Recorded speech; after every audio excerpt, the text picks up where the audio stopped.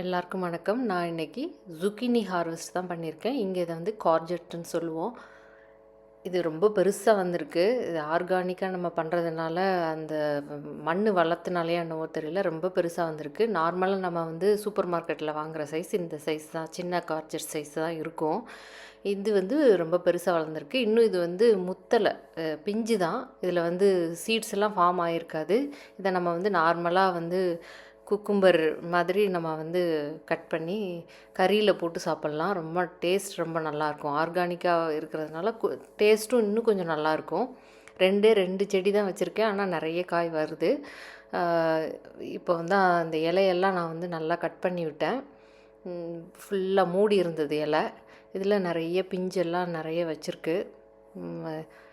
நம்ம பூசணி பூ மாதிரி தான் இருக்கும் பூவெல்லாம்.